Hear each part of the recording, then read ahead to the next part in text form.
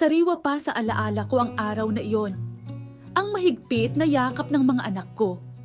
Ang luhang pilit na pinipigilan ng asawa ko. At ang mga salitang mag-iingat ka mula sa aking mga magulang. Bawat hakbang palayo sa kanila sa airport, parang may kung anong humihila sa akin pabalik. Pero kailangan, para sa kanila, para sa pangarap. Pagdating sa ibang bansa, ibang mundo ang bumungad sa akin. Mahabang oras ng trabaho, pagod na halos hindi na maramdaman, at ang matinding kalungkutan sa tuwing maaalala ko ang mga mahal ko sa buhay. Sa gabi, bago matulog, ang tanging nagpapatatag sa akin ay ang mga litrato nila at ang pangakong balang araw, magkakasama rin kami ulit. Ang bawat sentimong kinikita, pinag-iipunan at pinapadala agad.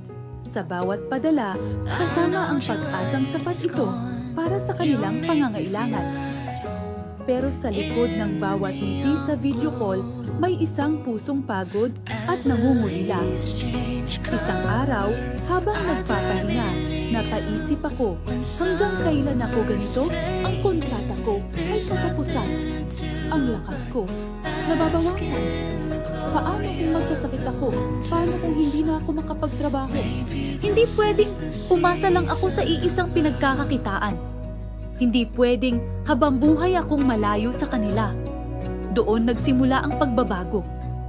Sinimulan kong mag-ipon para sa sarili ko, hindi lang para sa padala. Nag-aral ako tungkol sa tamang paghawak ng pera.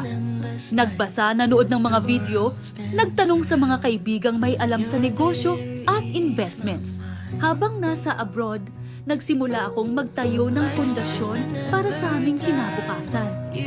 Maliit na online business, sideline na trabaho, at unti-unting pagpasok sa stock market at mutual funds. Bawat dolyar, bawat riyal, bawat dirham na naipon ko, inilalagay ko sa isang bagay na lalago. Ang pagiging OFW ay hindi ang destinasyon. Isa lang itong tulay. Isang paraan para makatawid tayo patungo sa buhay na gusto natin para sa ating pamilya. Kaya habang nandito ka, habang malakas ka pa, simulan mo nang magtayo ng sarili mong negosyo, mag-invest at magplano para sa iyong pag-uwi. Ngayon, heto na ako. Nakauwi na. Hindi na ako babalik sa abroad para magtrabaho. Nakayakap ko na ulit ang mga anak ko, hindi lang sa screen ng cellphone. Nakakasama ko na sila sa bawat okasyon. Ang mga sakripisyo ko noon, nagbunga na ng financial freedom at, higit sa lahat, oras para sa pamilya. Ang pag-uwi ay hindi katapusan. Ito ang simula ng bagong kabanata na ikaw mismo ang sumulat habang nasa malayo. Kaya mo rin yan, kabayan. Simulan mo na ngayon. Salamat sa panonood. Huwag kalimutang mag-subscribe para sa iba pang kwentong magbibigay inspirasyon sa iyo.